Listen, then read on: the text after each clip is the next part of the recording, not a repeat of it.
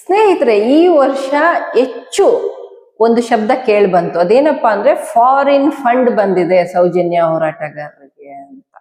ಸರಿ, ಈ foreign fund ಬಂತಲ್ಲ, ಅದು ಎಲ್ಲೋಯ್ತು ಅಂತ ಹೇಳಿ ನಾನು ಆಲೋಚನೆ ಮಾಡ್ತಾ ಇದ್ದೆ. ಮೊನ್ನೆ ಜಯಂತ್ ಟಿ ಅವರು ನಮ್ಮ ಬೆಳ್ತಂಗಡಿ ಕೋರ್ಟ್ಗೆ ಹೋಗುವಾಗ ಏನಾದ್ರೂ ಇದು ಕಾಣಿಸ್ಕೊಳ್ಬೋದಾ, ಚಿತ್ರಣ ಹೀಗಿರ್ಬೋದಾ ಅಂತ ನಾನು ಅನ್ಕೊಂಡೆ. ಹೇಗೆ ಅಂತ ಕೇಳ್ತೀರಾ? ಒಂದು ಟೆಸ್ಲಾ ಕಾರಲ್ಲಿ ಒಂದು 10-15 ಜನ ಬ್ಲ್ಯಾಕ್ ಡ್ರೆಸ್ ಹಾಕೊಂಡು ಅವ್ರ ಸುತ್ತಲೂ ಇವರು ಒಂದು ಬ್ಲ್ಯಾಕ್ ಡ್ರೆಸ್ ಹಾಕಿ ಒಂದು ಕೂಲಿಂಗ್ ಗ್ಲಾಸ್ ಇಟ್ಟು ಒಂದು ಸ್ವ್ಯಾಗ್ ಎಂಟ್ರಿ ಕೊಡ್ಬೋದು ನ್ಯಾಯಾಲಯಕ್ಕೆ. ಯಾಕೆ ಅಂತ ಕೇಳ್ತೀರಾ? ಅವ್ರ ಮೇಲೆ ಆಗಿರುವಂತಹ ಚಾರ್ಜ್ ಶೀಟು, FIR ಇದನ್ನೆಲ್ಲ ಕಲೆಕ್ಟ್ ಮಾಡ್ಕೊಳ್ಳೋದಕ್ಕೆ. ಯಾರ ಪ್ರಕಾರ? ನಮ್ಮ ಈ ಮಾಧ್ಯಮಗಳಿದಾರಲ್ಲ, ಮೇನ್ ಸ್ಟ್ರೀಮ್ ಮಾಧ್ಯಮಗಳು, ಅವರ ಪ್ರಕಾರ ಚಾರ್ಜ್ ಶೀಟ್ ಅನ್ನ ಕಲೆಕ್ಟ್ ಮಾಡ್ಕೊಳ್ಳಿಕ್ಕೆ ಅವ್ರು ಹೋಗ್ತಾರೆ ಅಂತ ಅನ್ಕೊಂಡಿದ್ದೆ. ಅದು ಚಾರ್ಜ್ ಶೀಟ್ ಅಲ್ಲ, ವರದಿ. ನಿಮಗ್ ಗೊತ್ತಿರ್ಲಿ, ಯಾಕಂದ್ರೆ ನಾನೇ ಫಸ್ಟ್ ಅದನ್ನ ಹೇಳಿದ್ದು. ಚಾರ್ಜ್ ಶೀಟ್ಗೂನು ಈ ವರದಿಗೂ ಡಿಫ್ರೆನ್ಸ್ ಗೊತ್ತಿಲ್ಲ ಇವ್ರಿಗೆ. ಅದು ಮೇಂಟೈನೇಬಲ್ ಇಲ್ಲ ಬಿಡಿ, ಅದು ನಡೆಯಲ್ಲ. ಆದ್ರೂ 110 ಪುಟಗಳುಳ್ಳಂತಹ ಈ ವರದಿಯನ್ನ ಪಡ್ಕೊಳ್ಳೋದಕ್ಕೆ ಅವರು ಒಂದು 10 ಜನ ಬ್ಲ್ಯಾಕ್ ಡ್ರೆಸ್ ಅಲ್ಲಿ ಮಧ್ಯದಲ್ಲಿ ಇವರು ಒಂದ್ ಸೆಕ್ರೆಟರಿ ಲ್ಯಾಪ್ಟಾಪ್ ಇಟ್ಕೊಂಡು ಹೋಗ್ತಾರೆ ಅಂತ ನಾನು ಅನ್ಕೊಂಡೆ. ನೋಡಿದ್ರೆ ಪಾಪ ಜಯಂತ್ ಟಿ ಅವರು ಯಾವ್ದೋ ಒಂದು ನಾರ್ಮಲ್ ಫಾರ್ಮಲ್ ಡ್ರೆಸ್ ಹಾಕೊಂಡು ಒಂದು ನಾರ್ಮಲ್ ಕಾರಲ್ಲಿ ಹೋಗಿ ಅದನ್ನ ಕಲೆಕ್ಟ್ ಮಾಡ್ಕೊಂಡು ಬಂದಿದ್ದಾರೆ.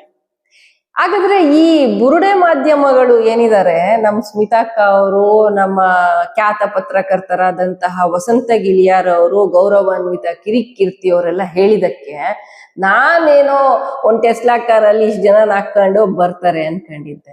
ಇವ್ರೇನಾದ್ರು ತಲೆ ಮರೆಸ್ಕೋಬೇಕು. ಇವ್ರು ಹೇಳ್ತಾರಲ್ಲ, ಅವರು ತಲೆ ಮರೆಸ್ಕೊಂಡ್ಬಿಟ್ಟಿದ್ದಾರೆ, SIT ಇಂದ ಓಡೋಗ್ತಾ ಇದ್ದಾರೆ ಅಂತ. ಅವಾಗೆಲ್ಲ ಒಂದು ಪ್ರೈವೇಟ್ ಜೆಟ್ ಯೂಸ್ ಮಾಡ್ಬೋದು ಅನ್ಕೊಂಡಿದ್ದೆ.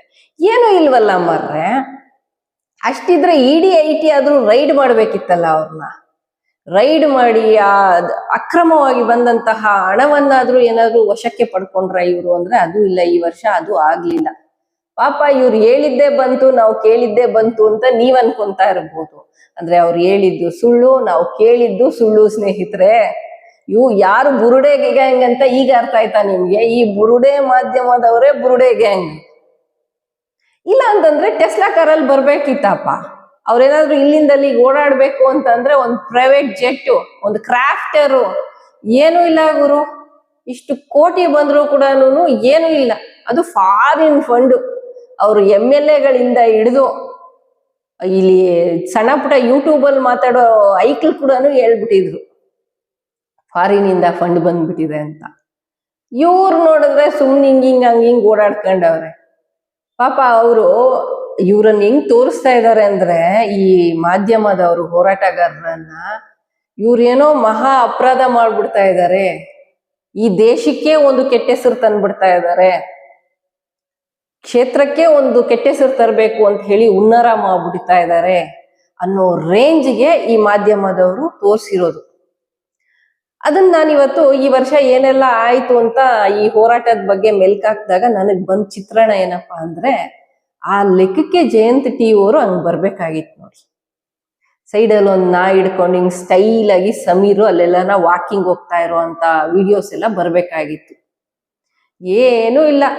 ಸರಿ, ನಮ್ ಸುಜಾತಾ ಭಟ್ ಅವ್ರ ವಿಚಾರಕ್ಕೆ ಬರೋಣ. ಸುಜಾತಾ ಭಟ್, ಅನನ್ಯ ಭಟ್ ಅನ್ನೋ ಒಂದು ಮಗಳಿದ್ದಾಳೆ. ಆ ಮಗಳಿಗೆ ಅನ್ಯಾಯ ಆಗಿದೆ, ಆ ಮಗಳು ಕಾಣಿಸ್ತಾ ಇಲ್ಲ ಅಂತ ಹೇಳಿ ಬಂದಂತಹ ಒಬ್ಬ ಪ್ರಾಯದ ಹೆಣ್ಮಗಳು.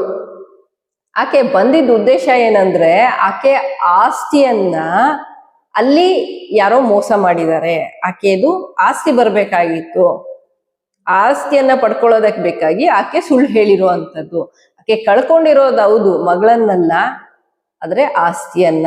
ಇದರ ತನಿಖೆ ಯಾಕಾಗ್ಲಿಲ್ಲ? ಆಸ್ತಿ ಅಂತ ಗೊತ್ತಾದ್ಮೇಲೇನು ಇದರ ಬಗ್ಗೆ ಯಾವುದೇ ತನಿಖೆ ಆಗ್ಲಿಲ್ಲ, ಇದರ ಬಗ್ಗೆ ಏನು ವಿಚಾರಗಳು ಇಲ್ಲ, ಅದನ್ನ ಅಲ್ಲಿಗೆ ಬಿಟ್ಬಿಟ್ಟಿದ್ದಾರೆ. ಇದ್ರ ಬಗ್ಗೆನೂ ಏನಾದ್ರೂ ತನಿಖೆ ನಡಿಬೇಕಲ್ಲ. ಹೌದು, ಆಕೆ ಏನು ಇಂಟ್ರೆಸ್ಟ್ ಇಲ್ದೆ, ನೋಡಿ, ಯಾವುದೇ ಉದ್ದೇಶ ಇಲ್ಲದೆ ಒಬ್ಬ ವ್ಯಕ್ತಿ ಬರಲ್ಲ. ಆ ಉದ್ದೇಶ ಏನು ಅನ್ನೋದು ಗೊತ್ತಾದ್ಮೇಲೆ ಆ ಉದ್ದೇಶನ ಏನೋ ಒಂದು ಮಾಡ್ಬೇಕಲ್ಲ.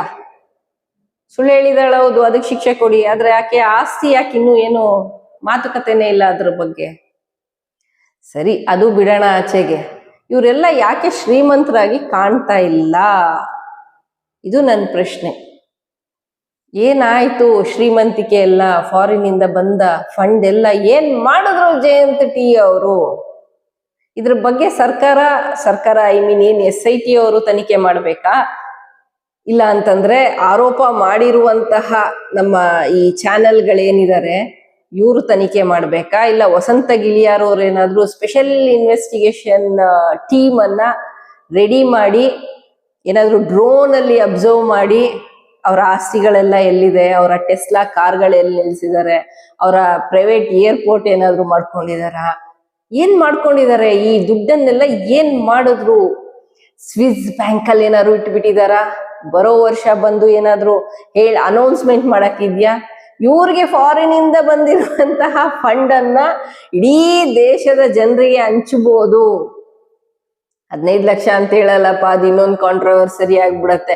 1 ಲಕ್ಷ ಹಂಚ್ಬೋದು ಅಂತ ಹೇಳಣ್ವಾ?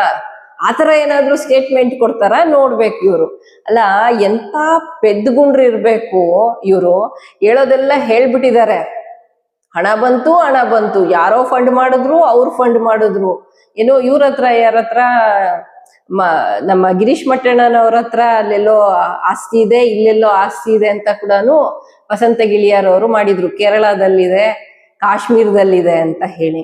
ಅಷ್ಟಿದ್ರು ಪಾಪ ಅವ್ರಿಗೊಂದು ಪ್ರೈವೇಟ್ ಜೆಟ್ ಇಲ್ಲ. ಅಲ್ಲೆಲ್ಲೋ ಮನೆಯಲ್ಲಿ ಕುತ್ಕೊಂಡು ಗೋಡೆ ತೋರಿಸ್ಕೊಂಡು ಬುಕ್ಸ್ ತೋರಿಸ್ಕೊಂಡು ವಿಡಿಯೋ ಬರ್ತಾ ಇರತ್ತೆ ಅವ್ರದ್ದು. ನೆಟ್ಟಿಗೊಂದು ಸ್ಟುಡಿಯೋನು ಮಾಡ್ಕೊಳ್ಳಿಲ್ಲ. ಆದ್ರೆ ವಸಂತ ಗಿಳಿಯಾರ್ ಅವ್ರಿಗೆ ಒಂದು ಸ್ಟುಡಿಯೋ ಇದೆ. ಆ ಸ್ಟುಡಿಯೋನ ಅವರು ಪೋಸ್ಟ್ ಮಾಡ್ಕೊಂಡಿದ್ದಾರೆ. ನಾನು ಅಬ್ಸರ್ವ್ ಮಾಡಿದೆ. ಅವರು ಸ್ಟುಡಿಯೋ ಮಾಡಿರೋದ್ರಲ್ಲಿ ನಂದೇನು ಅಭ್ಯಂತರ ಇಲ್ಲಪ್ಪ. ಅವ್ರಿಗೇನೋ ಫಂಡ್ ಬಂದಿದೆ ಅಂತ ನಾನು ಏನು ಆರೋಪ ಮಾಡ್ತಾ ಇಲ್ಲ. ಬಂದಿರ್ಬೋದು, ಆದ್ರೆ ನಾನು ಆರೋಪ ಮಾಡ್ತಾ ಇಲ್ಲ. ಆದ್ರೆ ಪಾಪ ನೀವು ಗಿರೀಶ್ ಮಟ್ಟಣ್ಣನವರನ್ನ ನೋಡಿದ್ರ? ಅಲ್ಲೆಲ್ಲೋ ಬಾಗ್ಲಲ್ಲಿ ಕುತ್ಕೊಂಡು ಮಾತಾಡ್ತಾ ಇರ್ತಾರೆ, ಅಲ್ಲೆಲ್ಲೋ ಗುಡ್ಡೆ ಹತ್ರ ಕುತ್ಕೊಂಡು ಮಾತಾಡ್ತಾ ಇರ್ತಾರೆ. ಫಂಡ್ ಬಂದ್ರೆ ಒಂದೊಳ್ಳೆ ಸ್ಟುಡಿಯೋ ಮಾಡ್ಕೊಂಡು, ಒಂದೊಳ್ಳೆ ಕ್ಯಾಮ್ರಾ ಇಸ್ಕೊಂಡು, ಒಂದು ನೀಟಾಗಿ ಕ್ಯಾಮ್ರಾ, ಒಂದು ಕೂಲಿಂಗ್ ಗ್ಲಾಸ್ ಇಟ್ಕೊಂಡು, ಎದುರುಗಡೆ ಒಬ್ಬ ಕ್ಯಾಮ್ರಾಮನ್ ಶೂಟ್ ಮಾಡ್ಕೊಂಡು, ಸರಿ ಅಷ್ಟು ದುಡ್ಡು ಬಂದ್ಬಿಟ್ರೆ ನಿಮ್ ಮಕ್ಕಸ್ ಬೆಂಕಿ ಹಾಕ ನಾನು ಕೇಳೋದ್ ನಿಮ್ಮನ್ನ, ಒಂದು ಚಾನಲ್ಲೇ ಓಪನ್ ಮಾಡ್ಬಿಡ್ಬೋದಲ್ರು? ಛೇ ಛೇ ಛೇ ಛೇ ಛೇ ಇಷ್ಟು ದುಡ್ಡು ಬಂದು ಕೂಡ ಇವ್ರು ಯಾಕೆ ಇನ್ನೂ ಹಿಂಗೆ ನಡ್ಕೊಂಡು ಓಡಾಡ್ತಾವ್ರೆ? ಅಲ್ಲಿ ನೋಡಿದ್ರೆ ಕೊಂದವರು ಯಾರು ಸಮಾವೇಶಕ್ಕೆ ಎಲ್ಲರೂ ಅವರೇ ಸ್ವತಃ ಪಾಪ ಮಹಿಳೆಯರು 500,000 ಫಂಡು ಚಂದ ವಸೂಲಿ ಮಾಡ್ಕೊಂಡು ಕಾರ್ಯಕ್ರಮ ಮಾಡ್ತಾ ಇದ್ದಾರೆ. ಯಾಕೆ? ಈ ಫಂಡ್ ಎಲ್ಲ ಏನಾಯ್ತು ಅಂತ ಹೇಳಿ ನಮ್ಮ ವಸಂತ ಗಿಳಿಯಾರ್ ಅವರು, ಸ್ಮಿತಾ ಅಕ್ಕ ಅವರು, ಜೊತೆಗೆ ನಮ್ಮ ಕೀರ್ತಿ ಅಣ್ಣನವರು ಆದಷ್ಟು ಬೇಗ ಒಂದು ದೊಡ್ಡ ಮಟ್ಟದ ಕಾರ್ಯಕ್ರಮವನ್ನು ಕನ್ನಡದಲ್ಲಿ ಆಯೋಜನೆ ಮಾಡಿದ್ರೆ ನಾವೆಲ್ಲ ನೋಡಿ ಕಣ್ತುಂಬ್ಕೊಳ್ತೀವಿ. ಯಾಕೆ ಇವ್ರು ಇನ್ನೂ ಬಡವರಾಗೇ ಇದ್ದಾರೆ? 2025 ಇನ್ನು 2 ದಿನದಲ್ಲಿ ಮುಗ್ದೋಗ್ತಾ ಇದೆ. ಇದ್ರ ಬಗ್ಗೆ ಆದಷ್ಟು ಬೇಗ ಇನ್ಫಾರ್ಮೇಶನ್ ಕೊಡಿ. ನಮಗೂ ಒಂದು ಆಸೆ ಇದೆ, ಹೋರಾಟಗಾರರು ಪಾಪ ಇಷ್ಟು ಕಷ್ಟಪಟ್ರು ಒಂದು ಟೆಸ್ಲಾ ಕಾರ್ ಬಿಡಿ, ಒಂದು ಇನೋವಾ ಕಾರ್ಗಳಲ್ಲಿ ಕೂಡ ಓಡಾಡ್ತಾ ಇಲ್ವಲ್ಲ ಪಾಪ ಅಂತ ಹೇಳಿ. ಅದಕ್ಕೆ ಅದನ್ನು ಮಾರ್ಕೊಳ್ಳೋ ಅಂತ ಪರಿಸ್ಥಿತಿ ಬರ್ದೇ ಇರ್ಲಿ ಅವ್ರಿಗೆ. ಆದಷ್ಟು ಬೇಗ ಅವ್ರ ದುಡ್ಡೆಲ್ಲ ಎಲ್ಲಿದೆ ಅಂತ ಹೇಳಿ ಹುಡುಕಿಸಿ ಕೊಟ್ಬಿಡಿ ನೀವು ಅಂತ ಹೇಳ್ತೀನಿ ನಾನು. ಇದನ್ನ ನೋಡಿ ನಿಮಗೇನ್ ಅನಿಸ್ತು ಅಂತ ಕಮೆಂಟ್ ಮಾಡಿ. ಜೊತೆಗೆ ಈ ಬುರುಡೆ ಮಾಧ್ಯಮಗಳನ್ನ ಬರೋ ವರ್ಷನೂ ಅಷ್ಟೇ, ಅದಕ್ಕೆ ಮುಂದಿನ ವರ್ಷನೂ ಅಷ್ಟೇ ನಾವು ರೋಸ್ಟ್ ಮಾಡ್ತಾನೆ ಇರ್ತೀವಿ. ಯಾಕಂದ್ರೆ ಇವರು ಸುಳ್ಳು ಹೇಳ್ತಾನೆ ಇರ್ತಾರೆ. ಯಾಕಂದ್ರೆ ಇವ್ರಿಗೆ ಏನೋ ಪಾಪ ಚಿಲ್ಲರೆ ಕಾಸು ಬರ್ಬೇಕಾಗಿದೆ, ಚಿಲ್ಲರೆ ಫಂಡ್ ಬರಕ್ಕಿರುತ್ತೆ, ಅದಕ್ಕೋಸ್ಕರ. ಎನಿವೇಸ್ ಫ್ರೆಂಡ್ಸ್, ಈ ವಿಡಿಯೋ ಇಷ್ಟ ಆಗಿದ್ರೆ ಲೈಕ್ ಮಾಡಿ, ಶೇರ್ ಮಾಡಿ, ಕಮೆಂಟ್ ಮಾಡಿ, and don't forget to subscribe my YouTube channel Shailaja Amarnath ಅಂತ ಹೇಳ್ತಾ, thank you for watching this video. Thank you.